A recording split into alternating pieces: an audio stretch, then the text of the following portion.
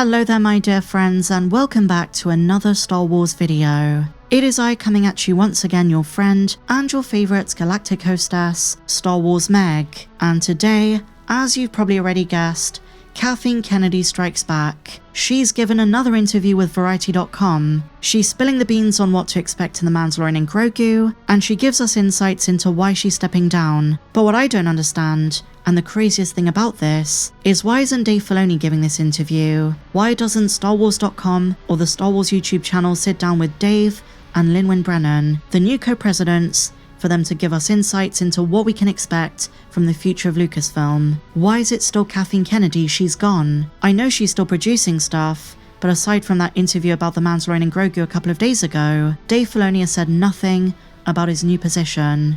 It's Kathy. So I suppose, here we go again. And I want to begin with her remarks on the Mando movie. And I have to be honest, I'm very concerned. And if it's true, I think it's a really stupid decision. Let's take a look at what she said. Backstage, Kennedy spoke with Variety about the upcoming May release of The Mandalorian and Grogu, which she greenlit and also serves as a producer.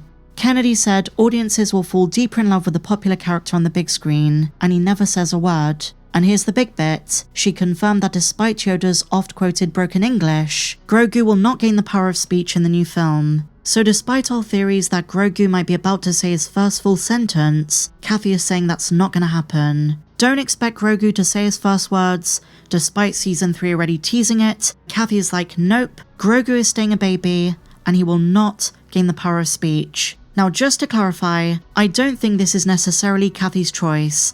I don't think she's to blame for it. She's just the messenger in this instance. But if it's true, it might be one of the most stupid and ridiculous decisions they ever made. It proves exactly what I said a few weeks ago. One of my biggest worries for this movie is Disney does not treat Grogu like a character in his own right. He's just a cash cow, a perpetual baby, a cute MacGuffin, just to sell merch. But if it's true, if we watch the movie in May and that happens, and he's just making baby sounds, I will be so disappointed. The third season was teasing that he's trying to say his first words.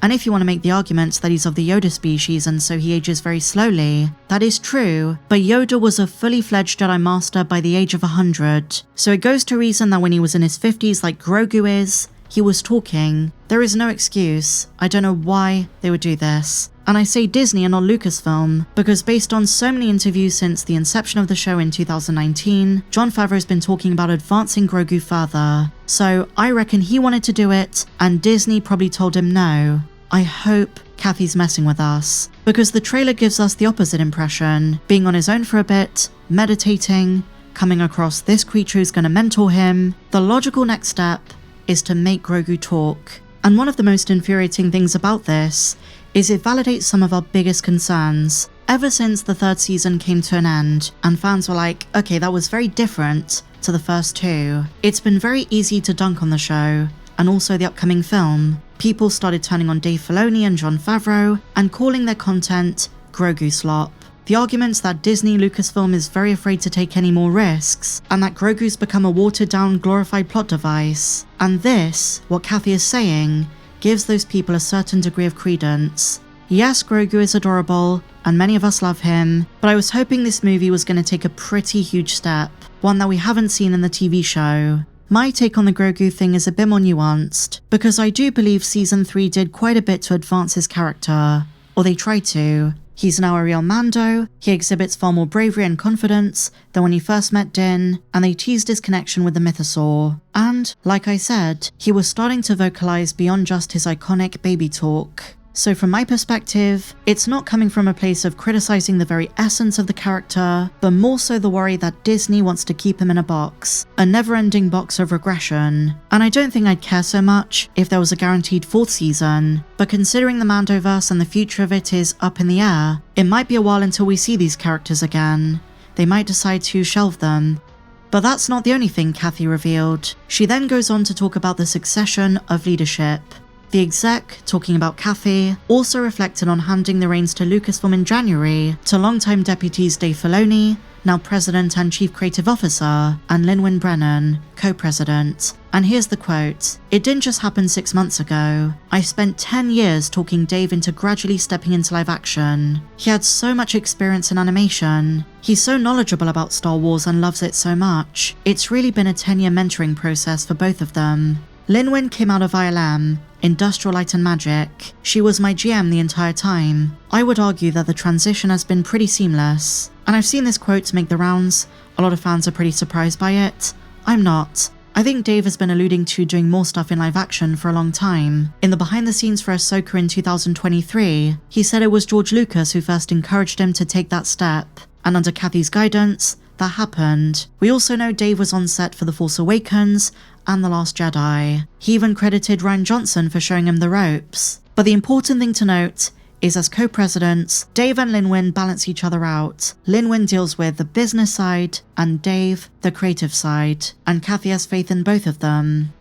And so next up, guys, Kathy talks about the Star Wars fandom. This is a bit contentious. I'll try and keep things very level-headed. They say backstage, Kennedy reflected on her time at the top of Lucasfilm in relation to the fan base. Here we go. I really segued into that job when fan expectations collided with social media. So, the early 2010s. She goes on to say, that really has created a kind of explosion. It's always been important to Lucasfilm that the fans are a huge part of what the franchise is. So that was something that was new to me, and something that grew over time. But it's remained incredibly important to the company, she said. Now, I want to be careful with my choice of words, because there are things I don't really talk about, my own experience, stories I've heard, people who've reached out to me in the last couple of years, that make me think this isn't really true. There are lots of people at Lucasfilm with their heart in the right place, but I think it's pretty evident from the last few years, they don't always care about fan feedback and what fans think. And it seems to me they just want fans who don't question anything,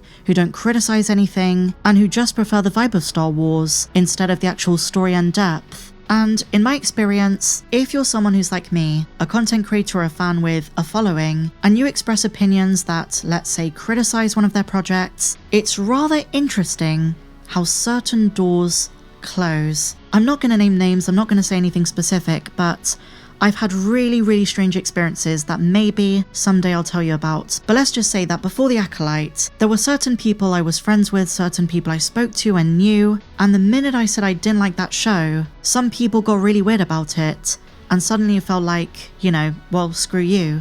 That's the way it felt on my end. I'm not talking about any individuals literally at Lucasfilm. I'm talking about people who were maybe in their good books, fellow content creators, people with, you know, so-called sources, and all of a sudden I felt like enemy number one.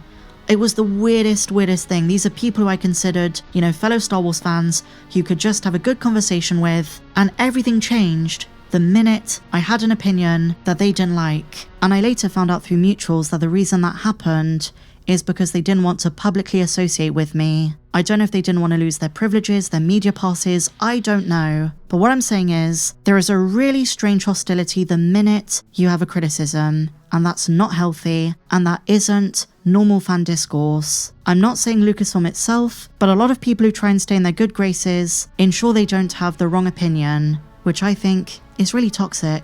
And this is why I always say, I'm not beholden to any company, I'm not bought and paid for, I'm just a Star Wars fan voicing her opinions. I've had the privilege of knowing lots of really awesome people, but real fans can criticize Star Wars stories and still say that they're diehards. I'm not someone to be used as a vocal piece, but that's what some people wanted, and I was never, ever going to be that. So, it's their loss. But for me, it's always been about the Star Wars fandom first, and whether we agree or disagree, you always have a place in this community. I hope Dave is going to be all for the fans. But with that said, my friends, I think we took a bit of a weird turn at the end there, but I want to know your thoughts.